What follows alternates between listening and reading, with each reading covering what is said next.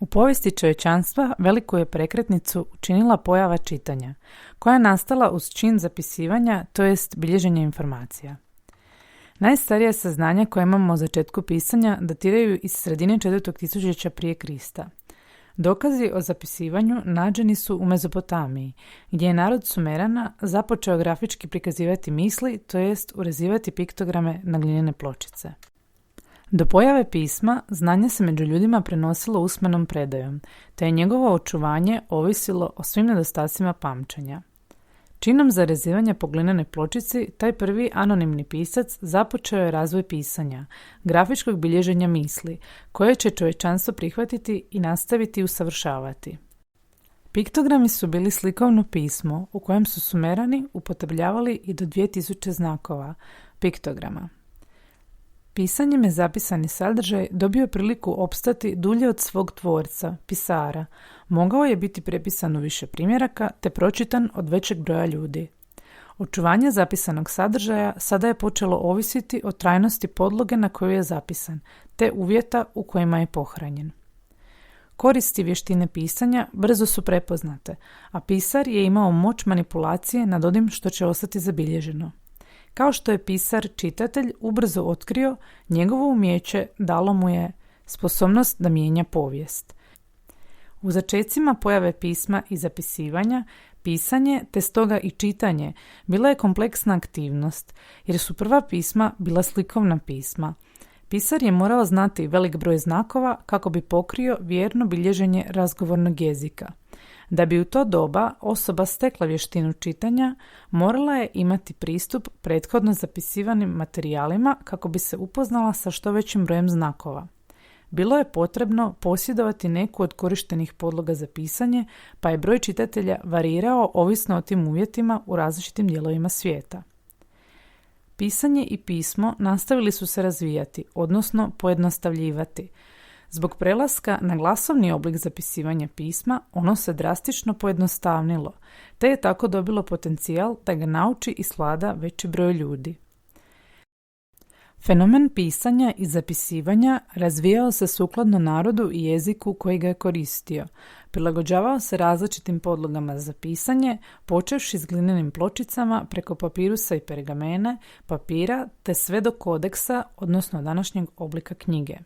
Upoznavanje naroda s pisanom riječju započelo je javnim čitanjima, koja su postala vrlo popularna tijekom antike, a posebice u Augustovo vrijeme, početkom 1. stoljeća prije Krista. Da bi netko svladao vještinu čitanja, morao je imati pristup pisanom tekstu. Budući da su se prije pojave tiskarstva knjige prepisivale ručno, količina tekstova bila je ograničena, a knjige su bile rijetke i skupe. Povijesni preokret dogodio se izumom tiskarstva. Prvi oblici tiskarstva javili su se u Kini, no zapadna je civilizacija od tiskarstva profitirala sredinom 15. stoljeća, kada je Johannes Gutenberg, usavršivši tiskarski stroj, počeo tiskati knjige. Budući da je knjiga postala jeftinija i dostupnija, počeo se povećavati broj čitatelja. Dolazi do revolucije čitanja, koju povjesničari smještaju u kasno 18. i rano 19. stoljeće. Događa se promjena iz intenzivnog čitanja u ekstenzivno čitanje. Intenzivno čitanje podrazumijeva opetovano čitanje istog teksta ili manjeg broja tekstova koje se odvijalo u oskudici dostupnih tekstova. Dok ekstenzivno čitanje podrazumijeva čitanje većeg broja tekstova jednom. Otkriće tiskarstva nije međutim odmah i svugdje istisnulo običaj prepisivanja rukom. Mnogi rukopisi nastaju i u drugoj polovici 15. stoljeća, pa i u 16. stoljeću, no u nekim europskim zemljama gdje tiskarstvo nije prodrlo ili nije bilo dovoljno razvijeno, knjige se prepisuju rukom i u 17. i 18. stoljeću.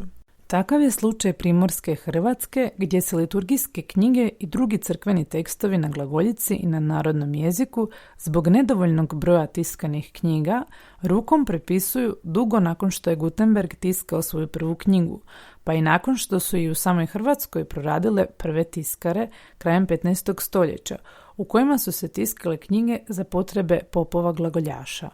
Kako je tiskarstvo povećalo broj dostupnih tekstova, knjiga se počinje prilagođavati čitatelju, a javlja se i pojava tihog čitanja. Iako se još uvijek vode rasprave o tome je li se tiho čitanje javilo još u antici ili tek u srednjem vijeku, nedvojbeno je da tiho čitanje pripada sasvim drugačijoj vrsti uranjanja u tekst, kontemplativnog pamćenja, analize, pamćenja ne komada nego detalja. Raste broj čitatelja i širi se raspon svjetovnih tema.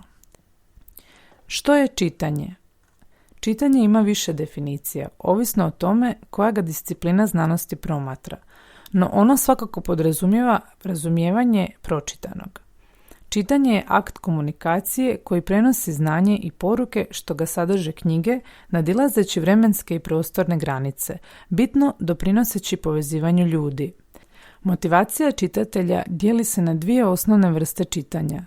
Čitanje iz pragmatičnih pobuda, potraga za korisnim informacijama i produbljivanjem znanja i čitanje iz zabave.